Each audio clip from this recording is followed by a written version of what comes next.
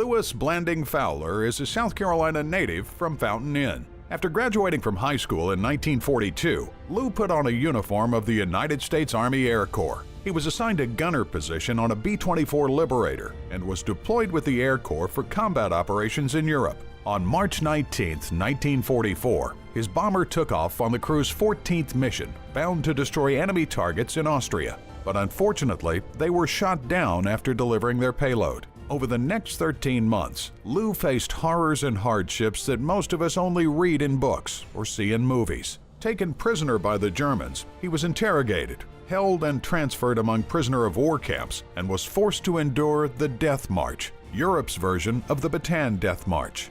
In 1945, Fowler and 3 other prisoners made a daring escape from their German captors and were rescued by the Americans.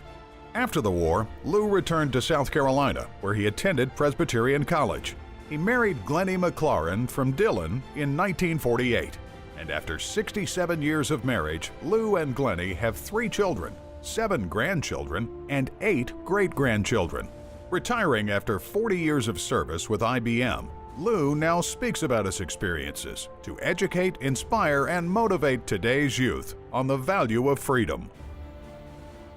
When I graduated from high school, I wanted to fight for my country.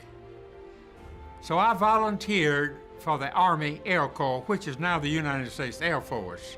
They assigned me as a tail gunner and a right waist gunner on a B-24 Liberator bomber, a crew of 10.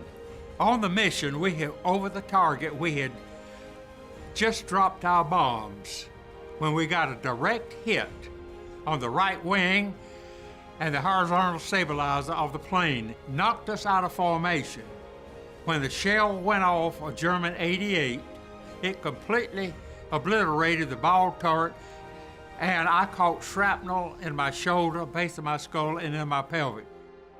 We were flying along, and 12 German Messerschmitt fighters came in and shot us down. We were on fire, and the plane was going down like that.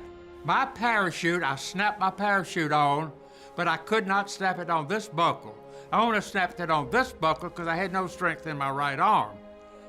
And coming down, the plane was swerving like this, going straight down to the ground, when all of a sudden it turned like that and threw me out of the hole in the side of the plane. Literally threw me out. I fell about 2,000 feet before I got my parachute open. And then when it opened and I passed out, and I heard my God tell me, "Fear not, for I am with you." And I knew that my God was with me at that time. And that gave me strength, and it gave me courage.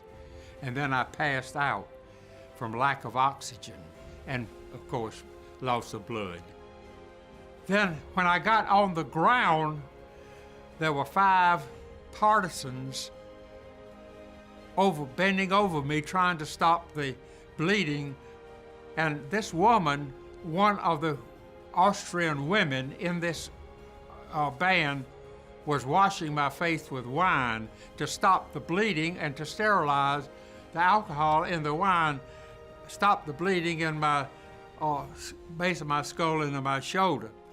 And as this woman was bending over me, something around her neck was dangling, making me dizzy. And so I reached up and grabbed that, and it was a cross. And they must have thought that I was of the same religion that they were, because it was a Sunday afternoon, March the 19th, 1944. And they obviously had just come from church. And when I grabbed that cross, they oohed and awed and hugged me, picked me up, and took me and hid me out in the attic of this house, because the German patrol was pretty close by. I was captured by the Germans along with this underground guerrilla band. The Germans executed 3 of the underground guerrilla band on the spot, and when they came to me, I ripped open my jacket to show them an American flag. I spent several days in interrogation in Frankfurt, Germany, and from Frankfurt, Germany, They put me on this boxcar, and the train proceeded to go from Germany, Frankfurt, Germany, into Poland. All along the road into Poland particularly, there were additional boxcars filled with people, young men, old people, babies, filled with people on these boxcars. I had no idea what was going on with them hooking on these boxcars, but I soon found out that the train stopped at Auschwitz. I was not in the actual compound itself. I was on the outskirts, just a short distance from the compound of Birkenau.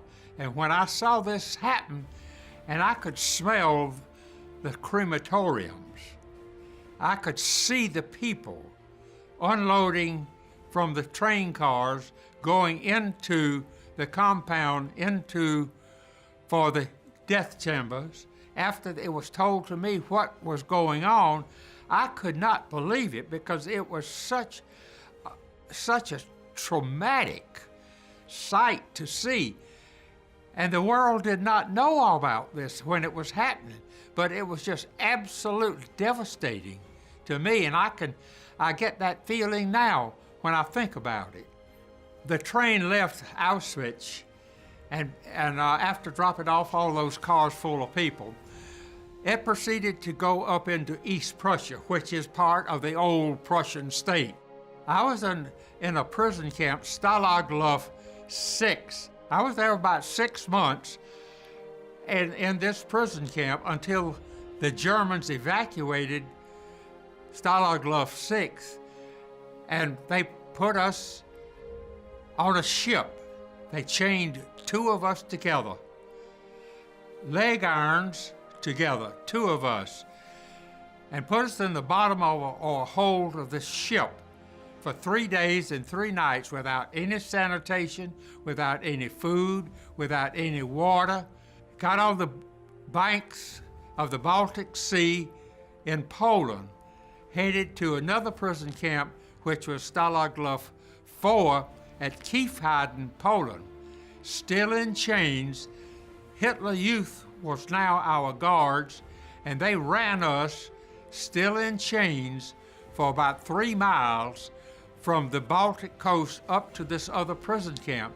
Ran us, hollering at us, los mit der Amerikaner Gefangene, mach schnell, schnell, still in chains. And if you and I were chained together or handcuffed together, and we had to stay in that column, because if we fell out of that column and could not get back in the column, and the end of the column caught up with it, they had a squad of German soldiers back there that executed both of us on the spot. We lost hundreds and hundreds of Americans that way. We stayed at Stalag Luft for about 6 months, and as the Russian armies were advancing, coming down through the Polish corridor, the Germans evacuated us out of Stalag Luft and put us on the road, this time not in chains and leg irons, and we marched over 500 miles on foot. No food, little clothing, cold, bitterly cold, 0 and below. We knew that the Germans had orders to execute us prisoners, or we prisoners of war, unless they could negotiate some peace terms with the Americans. And we knew that this would never happen, so there were 4 of us together, and one of the men, prisoners of war, who was an American, but he was of German descent from Wisconsin. He could speak German very fluently. So the night of April the 25th, 1945, nighttime, we had 1 German guard guarding us, we 4. The escape plan was this, and it worked. This American that could speak German from Wisconsin went up and talked to this German guard, and we 3 other prisoners slipped behind the guard kaput. And then we took the German guard, the dead German guard's uniform, and dressed this American who could speak German up in the uniform, and he proceeded to march us right through the compound or the group of other German guards. Instead of running, he marched us right through the other German guards, which is typical of a German guard taking prisoners out to execute them. I had learned when I was a Boy Scout that the sun comes up in the east, so when the sun came up in the east, we wanted to go west, so we went that way to where we thought the American lines were on the Elbe River. We got pretty close to the Elbe River, and we heard a tank we thought was a tank coming, so we jumped down into this ditch, and this tank commander saw us, or it was a half track, and he stopped and wondered and said, "Who was that? Wonder what that was." And so we started hollering, "Babe Ruth, Joe DiMaggio, Mickey Mantle, South Carolina, Kriegsgefangene, prisoners of war." And so we heard the voice from this Army lieutenant, American lieutenant, saying, "If you're prisoners of war, come out, take all of your clothes off, do not turn around, put your hands behind your head, and come out and do not look at us." So we stripped down. I had lost 87 pounds, hair bared down to here, long hair, and this American officer came around and looked us in the eyes, and he said, "Damn, you are Americans." And that was the greatest day of my life. And I'm grateful to my God today. And every night I'm on my knees thanking Him for my freedom and my liberty, for my survival.